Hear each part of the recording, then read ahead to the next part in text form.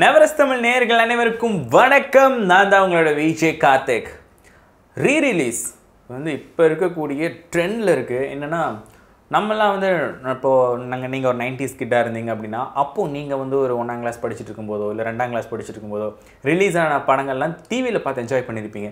இப்போவுமே கேடிவியில் போட்டாலோ இல்லை வந்து ஓடிடி பிளாட்ஃபார்மில் எங்கேயாச்சும் இருந்தாலோ நீங்கள் விடாமல் பார்ப்பீங்க. அதாவது ஒரு 2 டைமோ 3 டைமோ 4 டைமோ 5 டைமோ.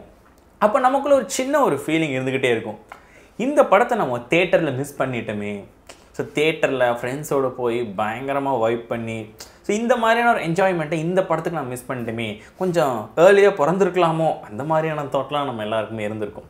ஸோ அந்த ஆடியன்ஸோடைய அந்த பல்ஸை பிடிச்சிட்டாங்க தியேட்டர் ஓனர்ஸ் அண்ட் டிஸ்ட்ரிபியூட்டர்ஸ், எஸ்பெஷலாக அந்த படத்தோடைய ப்ரொடியூசர்ஸ் அப்படின்னே சொல்லலாம். இப்போ ஒரு ரீரிலீஸ் பண்ணி பார்க்கலாமே அப்படின்னு சொல்லி ரீரிலீஸ் பண்ணக்கூடிய படங்கள் எல்லாமே ஆக்சுவலாக அந்த படம் ரிலீஸ் ஆனப்போ இருந்த வரவேற்பை விட இப்போ அதிகமாகவே இருக்குது அப்படின்னே சொல்லலாம். ஸோ எக்ஸாம்பிள் எடுத்துட்டிங்கன்னா இப்போது தளபதி விஜய் அவர்களுடைய கில்லி படம் ரீரிலீஸ் ஆகிருக்கு.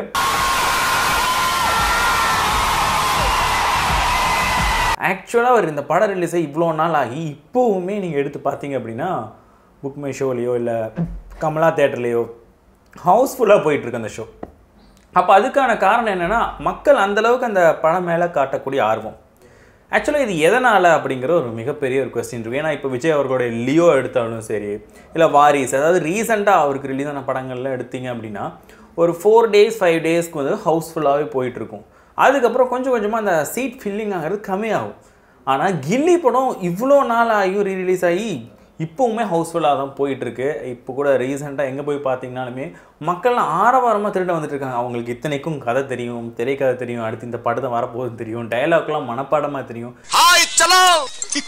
ஸ்டில் அந்த படத்தை பார்க்கணும் அப்படிங்கிறதுக்கான காரணம் அந்த படத்தில் வந்து இருக்கக்கூடிய காட்சிகளோ அதெல்லாம் கிடையாது. லைக் கில்லியை வந்து இப்போ நான் விரும்புகிறேன்னா என்ன மாதிரி ஒரு 100 பேர் விரும்புகிறாங்க.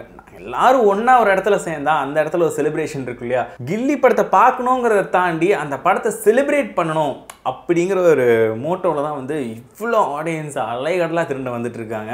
ரீசெண்டாக KS ரவிக்குமார் அவர்கள், ஸோ டைரக்டர் KS ரவிக்குமார் அவர்கள் வந்து ப்ரெஸ் மீட் கொடுத்துட்டு இருக்கும்போது ரீரிலீஸை பற்றி ப்ரெஸ் பீப்புள் கேட்டாங்க. அதுக்கு அவர் சொன்ன பதில் என்னென்னா, ப்ரொடியூசர் கையில் தான் ரீரிலீஸ் இருக்குது அப்படின்னு சொன்னார். அண்டு படைப்பா படம் சூப்பர் ஸ்டார் தான் ப்ரொடியூஸ் பண்ணியிருந்தார். அப்போ அந்த படத்தை ரீரிலீஸ் பண்ணணும் அப்படின்னா அது அவர் தான் முடிவு பண்ணணும். இப்போ என்னோட தென்னாலிங்கிறது அவருடைய ப்ரொடக்ஷனில் வந்து ஒரு படம் தான். அப்போது அந்த படத்தை ரீரிலீஸ் பண்ணுறதுக்கு அவருக்கு ஒரு ஐடியா இருக்குது. அதுக்கான டைம், அதுக்கான சுச்சுவேஷன்லாம் பார்த்துட்டு தான் ரீரிலீஸ் பண்ண முடியும் இப்படிங்கிற பாயிண்ட்லாம் சொல்லியிருக்காங்க. And May 1 Thala Ajith குமாரோடைய பர்த்டேங்கிறப்போ KS Ravikumar direct பண்ண வரலாறு படத்தை ரீரிலீஸ் பண்ணுவாங்களா அப்படிங்கிற ஒரு கொஸ்டின் அவர்கிட்ட எடுத்து வச்சாங்க. ஸோ அதுக்கும் அவர் ரிப்ளை கொடுத்துருந்தாரு. என்ன சொல்லியிருந்தாருன்னா, அந்த படத்தை டைரக்ட் தான் நான் பண்ணேன், ஆனால் நான் ப்ரொடியூஸ் பண்ணல. இன்கேஸ் அந்த படத்தை நான் ப்ரொடியூஸ் பண்ணியிருந்தால் நான் ரீரிலீஸ் பண்ணியிருக்கலாம். மற்றபடி இது ரீரிலீஸ் ஆகுதா இல்லையாங்கிறது ப்ரொடியூசர் கையில் தான் இருக்குது அப்படிங்கிற மாதிரி சொல்லியிருந்தார். அண்ட் அதுக்கப்புறமா திருப்பியும் அஜித் சார் வச்சு எப்போ படம் பண்ண போகிறீங்கன்னு கேட்டவுடனே, நான் யார்ட்டையும் ஆப்பர்ச்சுனிட்டிலாம் போய் கேட்க மாட்டேன், அப்படி சுச்சுவேஷன் அமைஞ்சா பண்ணுவேங்கிற மாதிரி பதில் சொல்லி முடிச்சிட்டாரு. அண்ட் முக்கியமான ஒரு விஷயம், இப்போது இருக்கக்கூடிய இப்போ ரத்னம் படம் ரிலீஸ் ஆகுது விஷால் அவர்களுடையது. அப்போ இந்த படத்துக்கெலாம் ஸ்க்ரீன்ஸ் கிடைக்க மாட்டேங்குது ரீரிலீஸ் ஆகக்கூடிய படங்கள்னால, இதை எப்படி பார்க்குறீங்க அப்படிங்கிற ஒரு கேள்வி எழுப்பும்போது அவங்க என்ன சொல்லியிருந்தார் அப்படின்னா, இப்போது ஒரு படம் நல்லா இருக்குது அப்படிங்கிற பட்சத்தில் அந்த படத்தை பார்க்குறதுக்கு மக்கள் ஆரவாரமாக வரதான் செய்வாங்க. இப்போ ஒரு படம் ரீரிலீஸ் ஆகுதுங்கிறப்போ ரீரிலீஸ் பண்ணக்கூடாதுன்னு யாருனாலையும் சொல்ல முடியாது. அது producer, distributors, theatre owners, so இவங்கெல்லாம் சேர்ந்து எடுக்கக்கூடிய ஒரு முடிவு. அந்த படத்தை மக்கள் விரும்பி பார்க்குறாங்கன்னா அது அவங்களுடைய தனிப்பட்ட ஒரு விஷயம். ஸோ இது வந்து பண்ணக்கூடாது அப்படின்னு சொல்லி யாராலுமே தடுத்து நிறுத்தலாம் முடியாது அப்படிங்கிற மாதிரி விஷயம் சொல்லியிருந்தாங்க.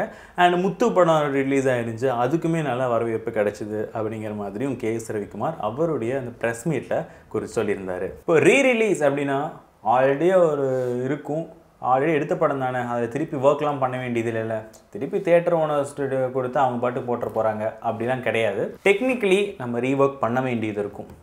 இப்போது ஆடியோவிலேருந்து DA கரெக்ஷன்லேருந்து இவ்வளோ விஷயங்கள் பண்ண வேண்டியிருக்கும். ஒரு எடிட்டிங் அப்படிங்கிறதுக்கான ஒரு ரோல் அங்கே இருந்துக்கிட்டே இருக்கும். ஸோ ஒன்ஸ் இப்போ வந்து நம்ம தியேட்டரில் ரிலீஸ் பண்ணுறோங்கிறப்போ இவ்வளோ டெக்னிக்கல் ஒர்க்கை தாண்டி தான் ஒரு படம் வந்து நமக்கு ரீரிலீஸாக நமக்கு வருது. அதை பார்க்கும்போது நம்மளாலே நிறைய வித்தியாசங்கள் ஃபீல் பண்ண முடியும். ஏன்னா இப்போ இருக்கக்கூடிய டெக்னாலஜியில் வந்த படங்கள்லாம் பார்த்துட்டு இப்போ கில்லியே நீங்கள் பார்க்குறீங்க அப்படின்னா அந்த படம் வந்து அந்த கிளாரிட்டிங்கிறது வந்து அந்தளவுக்கு இருக்காது அவ்வளோ பெரிய ஸ்க்ரீனில் ஆக்சுவலி.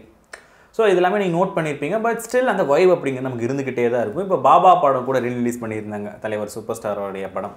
இப்போ அந்த படத்துக்குலாம் எனக்கு வந்து ட்ரெய்லர் முதற்கொண்டு அவங்க வந்து விட்டாங்க. அந்த ட்ரெய்லர்லாம் ரொம்பவே நல்லா இருந்துச்சு ஆக்சுவலாக. அண்ட் அந்த பாபா படத்தில் பார்க்கும்போது பார்த்தீங்கன்னா ஒரு சில காட்சிகளை வந்து அவங்க மேபி நீக்கியிருப்பாங்க. ஒரு சில காட்சிகள்லாம் வந்து நல்லா கலரிங் ஒர்க்லாம் பண்ணியிருப்பாங்க. நல்லாயிருக்கும் பார்க்குறக்கு. ஆக்சுவலி நீங்கள் டிவியில் பார்க்குறதுக்கும் அது நீங்கள் தியேட்டரில் பார்க்குறதுக்குமே வித்தியாசம் நல்லாவே இருக்கும். அண்ட் ஆடியோ முதற்கொண்டு, ஏன்னா ஆடியோவில் இப்போ எல்லாருமே வந்து டால்பி அட்மாஸில் வந்து எதிர்பார்க்குறாங்க. அதுதான் அந்த ஒரு வைப்பு கொடுக்கணுங்கிறதுக்காக.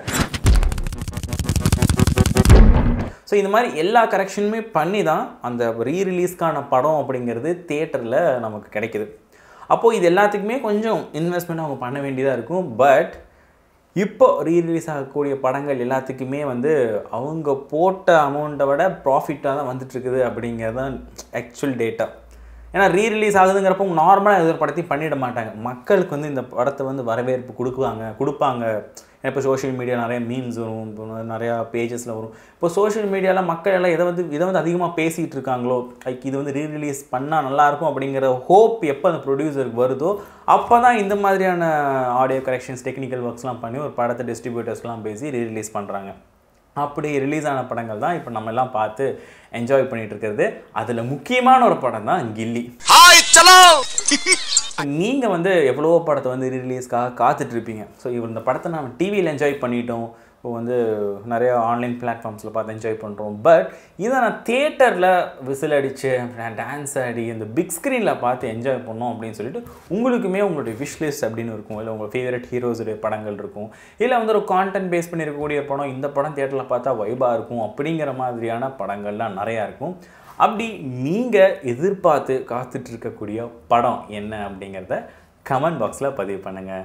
மறக்காமல் நம்ம வீடியோவை லைக் பண்ணுங்கள், ஷேர் பண்ணுங்கள், நெவரஸ் தமிழ் சேனலை சப்ஸ்கிரைப் பண்ணுங்கள். This start of signing off from Vijay Karthik.